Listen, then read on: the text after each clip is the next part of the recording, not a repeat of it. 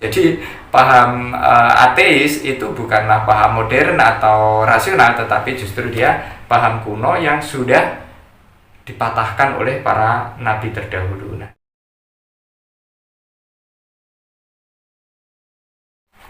Assalamualaikum warahmatullahi wabarakatuh. Bismillahirrahmanirrahim. Wassalatu wassalamu ala sayyidil anam wa ala alihi wa ashabihil kiram, amma ba'du, fala hawla wala quwwata illa billahil aliyyil azim. Rabbi shrah li sadri wa yassir li amri wahlul 'uqdatam min lisani yafqahu qawli. Alhamdulillah, hari ini kita bisa ngaji kembali, ngaji tafsir Kediri. Kita sampai di surah Al-Baqarah ayat 54. Bismillahirrahmanirrahim. Wa idh qala Musa liqaumihi ya qaumi innakum dhalamtum anfusakum bittikhadikumul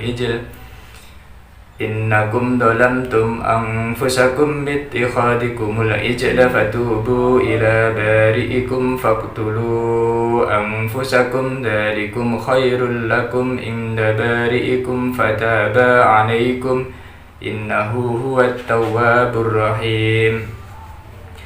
Dan ingatlah ketika Musa berkata kepada kaumnya, ungkapan ini dinyatakan oleh Allah kepada umat Yahudi untuk mengingat kembali memori mereka di masa lalu. Jadi barometernya begini, ayat ini termasuk Madaniyah atau surah yang turun di Madinah. Nah, di Madinah itu ada orang-orang Yahudi.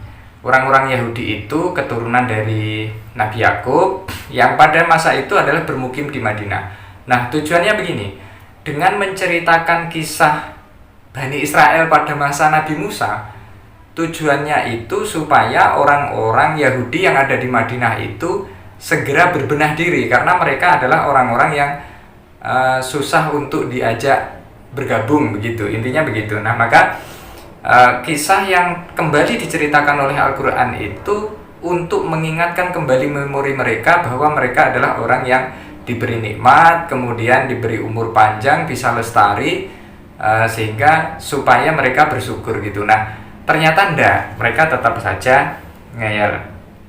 Ya qaumi innakum dhalamtum anfusakum, wahai kaumku, sesungguhnya kamu telah menganiaya diri kamu sendiri. Nah, kata kaum di dalam ayat ini kan redaksinya masih umum ya, meskipun kaum itu bisa kaum Yahudi, kaum Nasrani, atau kaum-kaum yang lain begitu. Tetapi ayat ini maknanya spesifik. Jadi kaum yang dimaksud adalah bangsa Yahudi atau keturunan dari Nabi Yakub begitu. Nah, meskipun redaksinya umum, maknanya adalah kaum itu, kaum Yahudi, sesungguhnya kalian menganiaya diri kalian sendiri. Nah, kata menganiaya itu diambil dari kata dolama yang artinya itu menempatkan sesuatu bukan pada tempatnya. Orang Yahudi itu adalah pihak yang sangat banyak menerima nikmat dari Allah secara langsung. Berawal dari kisah Nabi Musa yang Bani Israel diselamatkan dari penindasan Fir'aun. Bayangkan mereka itu disuruh kerja rodi, tidak dikasih upah. Kemudian biar mereka mati secara perlahan-lahan.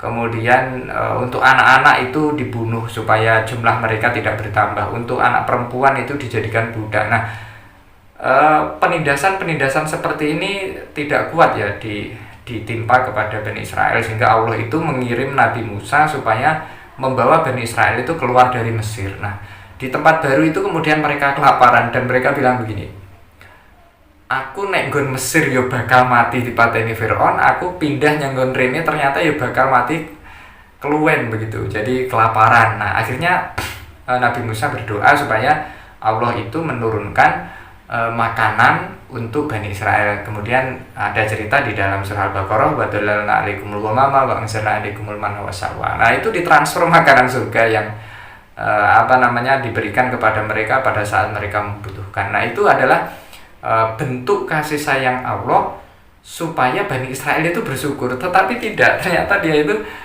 tidak bersyukur. Pada masa Nabi Musa, keingkaran mereka itu menyembah ijel atau menyembah patung dari lembu. Kemudian pada masa Nabi Muhammad itu sama keingkarannya. Jadi bukan menyembah ijel lagi, tetapi bentuk yang lain, yaitu mengejar materi, sehingga mereka tidak mau patuh terhadap aturan-aturan agama. Dan kerja itu adalah semboyannya bangsa Yahudi yang tidak mengedepankan aspek-aspek spiritual. Nah, tujuannya itu sama, supaya mereka itu orang-orang Yahudi baik yang ada di Madinah atau orang-orang yang berada di sisi Nabi Musa di kala itu supaya mendekatkan diri kepada Allah. Bittikhadikumul ijl, dengan mengambil ijl. Maksudnya apa? Ijl itu adalah patung lembu yang terbuat dari emas. Jadi mulutnya menganga, kemudian jika ada angin masuk itu bisa mengaum.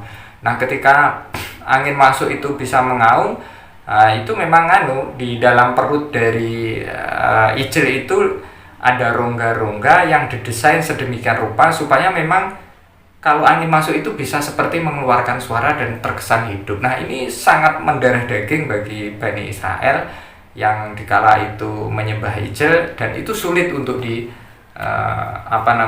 disembuhkan begitu. Nah, itu adalah salah satu bentuk keingkaran Bani Israel pada masa Nabi Musa. Padahal Nabi Musa itu meninggalkan mereka hanya 40 hari itu untuk bermunajat di Bukit Tur Sina. Fatubu ila bari'ikum, maka bertaubatlah kepada Tuhan yang menjadikan kamu. Kata bari itu memiliki arti mengadakan. Jadi yang awalnya tidak ada, kemudian ada, itu al-bari. Nah, Bani Israel itu supaya bertobat karena mereka sudah melakukan pelanggaran besar. Dalam terminologi umum itu kan kesyirikan, jadi menyembah selain Allah itu adalah kesyirikan. Dalam hal ini adalah menyembah ijl itu sendiri. Nah, itu kan kesyirikan. Nah, maka hukumannya itu berat. Di dalam Al-Quran itu dijelaskan, faktulu anfusakum, maka bunuhlah dirimu. Jadi begini ya, syariatnya Nabi Musa itu pelanggaran itu dihukum seketika, dan hukumannya berat, membunuh diri sendiri. Jadi bentuk pertobatan Bani Israel itu adalah membunuh diri sendiri. Nah, itu kan istilahnya terlalu ekstrim lah bagi kita, itu terlalu ekstrim. Dan kemudian ada makna begini, setidaknya ada tiga makna dalam ayat faktulu anfusakum, maka bunuhlah dirimu sendiri. Yang pertama adalah membunuh diri sendiri. Jadi orang yang melakukan penyembahan ijl itu membunuh dirinya sendiri, itu makna pertama. Makna kedua adalah orang yang tidak ikut-ikutan menyembah ijl itu tadi, itu membunuh orang yang menyembah ijl. Itu makna yang kedua. Kemudian makna yang ketiga, sama-sama orang yang menyembah ijl itu saling bunuh-membunuh. Nah, itu makna yang ketiga. Nah, apa sumbangsinya terhadap kita? Sumbangsinya adalah delalah kita itu masih diberi kesempatan oleh Allah untuk memperbaiki diri. Coba kalau bentuk kemaksiatan atau bentuk tobatnya adalah membunuh diri sendiri, kan selesai sampai di situ gitu kan.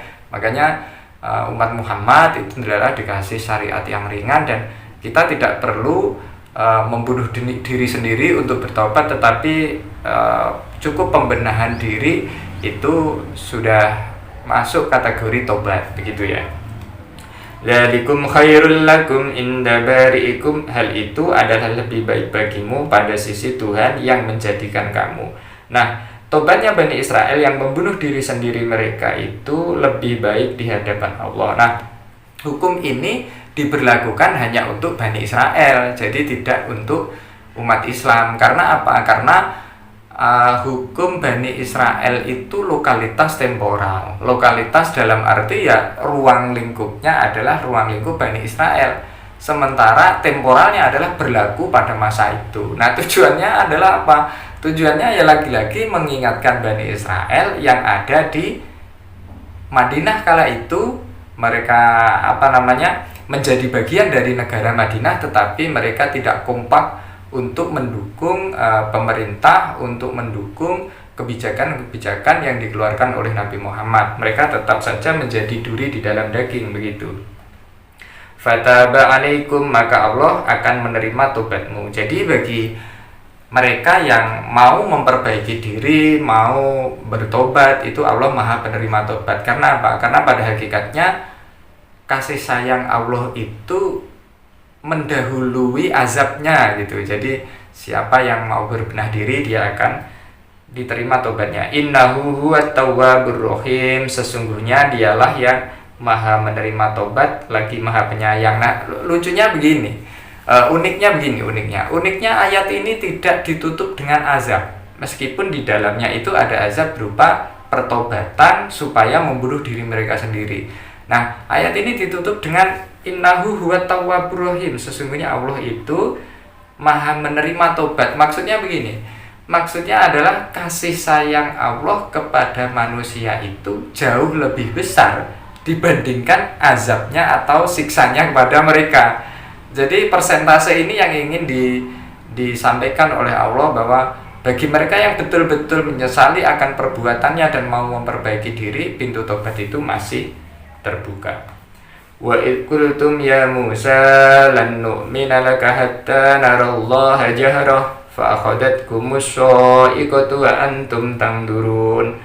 Dan ingatlah ketika kamu berkata, wahai Musa, kami tidak akan beriman kepadamu sebelum kami melihat Allah dengan nyata. Karena itu kamu disambar halilintar sedang kamu menyaksikannya. Sebelum kita masuk tafsir, ini ada beberapa kaidah ya. Yang pertama ada id. Huruf id itu di dalam ayat ini memiliki makna mengingatkan kembali peristiwa masa lalu yang pernah dialami oleh Bani Israel. Jadi di dalam kata id itu hampir kompak ya, dalam Quran itu ada dalam kurung udkur begitu. Maksudnya ingatlah tentang masa lalu gitu. Jadi masa lalu yang seperti apa ya? Masa lalunya Bani Israel itu. Jadi diceritakan kembali oleh Allah kepada orang-orang Yahudi yang ada di Madinah supaya mereka segera memperbaiki diri. Tujuannya itu udkur begitu. Kemudian kata lan. Jadi lan nu'mina. Jadi ada kata lan atau huruf lan di dalam ayat itu, lan nu'mina, aku tidak akan beriman kepadamu begitu. Nah, kata lan itu maknanya adalah selamanya. Selamanya Bani Israel itu tidak akan beriman kecuali mereka menyembah Allah, melihat Allah secara kasat mata. Itu kan tuntutan yang terlalu ekstrim. Karena begini, karena Allah itu kan bukan materi. Nah, kalau dia materi itu namanya sudah sama dengan makhluknya gitu. Karena bukan materi, maka sulit untuk dimaterikan. Nah, karena itu tuntutan Bani Israel ini sepertinya tidak mungkin. Karena apa? Karena memang Allah itu bukan materi. Wa id qultum ya Musa lan nu'mina laka hatta narallaha jahrah. Dan ingatlah ketika kamu berkata, wahai Musa, kami tidak akan beriman sebelum kami melihat Allah dengan terang. Nah, tuntutan Bani Israel itu sebenarnya adalah empirisme. Jadi keimanan yang kuat itu dianggap sebagai keimanan yang empiris. Ya, namanya juga ada itu ya bisa dilihat, bisa diraba, bisa dirasakan, seperti itu. Nah, Bani Israel itu kan apa ya, ketika tidak bisa beriman kepada Allah, kemudian mereka itu menvisualisasikan Tuhan dengan bentuk fisik begitu. Dia menciptakan ijel, patung sapi yang terbuat dari emas itu ya supaya mereka bisa bisa konsentrasi, bisa menvisualisasikan. Nah, tujuannya itu. Cuma Allah itu bukan fisik yang tidak bisa diempiriskan sehingga hal itu tidak mungkin terjadi. Ini adalah paham empirisme di era kuno gitu. Jadi empirisme itu sejak dulu itu sudah ada, yaitu paham yang mengatakan bahwasannya sesuatu itu dianggap ada kalau dia bisa diindra, bisa dilihat, bisa diraba, bisa dirasakan dan seterusnya. Itu adalah empirisme. Fa akhadhathumus sha'iqatu wa antum tanzurun. Karena itu kamu disambar halilintar sedang kamu menyaksikan. Jadi begini, ada mufassir namanya Ibnu Abi Hatim. Dia menjelaskan kisah tentang posisi Bani Israel yang disambar halilintar. Jadi begini, ketika mereka itu menyembah ijel, mereka itu menuntut untuk melihat Allah secara kasat mata. Oke lah, kalau begitu mari bermunajat dengan saya ke Bukit Turusina, siapa tahu nanti sampan tahu Gusti Allah gitu. Nah, akhirnya diajak oleh Nabi Musa. Itu ada 70 orang. Nah, 70 orang itulah yang menuntut untuk melihat Allah secara kasat mata, atau hatta narallaha jahrah. Jahrah itu kasat mata. Nah, ternyata begini, ternyata keinginan mereka itu dihukum oleh Allah dengan soiko itu suara halilintar yang memekakan telinga sehingga mereka mati. Nah, itu adalah sebuah hukuman Allah kepada mereka yang ingkar. Karena apa? Karena menuntut Allah menjadi materi begitu. Mereka tidak menyadari bahwa Allah itu bukanlah materi sehingga tidak bisa dilihat secara kasat mata begitu. Jadi intinya begini. Filsafat empirisme itu bukanlah filsafat modern, tetapi dia adalah filsafat yang mengakomodir seluruh paham-paham yang ada pada era Nabi Musa maupun Nabi Ibrahim. Karena tuntutan untuk melihat Allah itu bukan hanya Bani Israel yang ada di Nabi Musa, tetapi orang-orang yang ada di sekitarannya Nabi Ibrahim juga begitu. Jadi pengen melihat Allah secara kasat mata. Nah, itu akhirnya berkembang sebagai paham ateis atau paham yang tidak percaya dengan adanya Tuhan. Dan hari ini ateis itu dianggap sebagai paham yang modern begitu, rasional, modern, kesannya begitu. Tapi nyatanya Quran itu sudah memberikan sinyal bahwa paham itu adalah paham kuno, paham yang sudah ada sejak masa Nabi Ibrahim, bahkan sudah ada sejak masanya Nabi Musa. Jadi paham ateis itu bukanlah paham modern atau rasional, tetapi justru dia paham kuno yang sudah dipatahkan oleh para nabi terdahulu. Nah, ibrahnya adalah dari ayat ke-55 ini, yaitu ibrahnya Nabi Muhammad itu beserta umatnya itu mendapatkan dispensasi yang besar dalam hal pelanggaran hukum gitu. Dispensasinya apa? Dispensasinya mereka tidak dihukum seketika itu, tetapi ditunda supaya mereka mau berbenah diri, mau bertobat. Nah, itu adalah dispensasi Allah kepada umatnya Nabi Muhammad, berbeda kepada umatnya Nabi Musa yang ketika menyembah ijil oleh Allah dihukum supaya membunuh diri sendiri. Kemudian mereka menuntut Nabi Musa supaya melihat Allah secara kasat mata, lalu Allah langsung menurunkan soikoh atau halilintar yang memekakan telinga sehingga mereka mati. Itu adalah bentuk konsekuensi pelanggaran terhadap hukum Allah yang terjadi pada masa Bani Israel atau pada masa Nabi Musa, yaitu secara kontan seketika itu dihukum. Tetapi bagi umat Nabi Muhammad, Allah masih memberikan tenggang waktu, dan ini sebuah nikmat yang besar bagi kita untuk berbenah diri dan supaya Allah menerima tobat kita. Mungkin itu pertemuan kita pada kesempatan kali ini, ayat yang ke-54 dan ke-55. Kurang lebihnya minta maaf. Billahi taufiq wal hidayah. Assalamualaikum warahmatullahi wabarakatuh.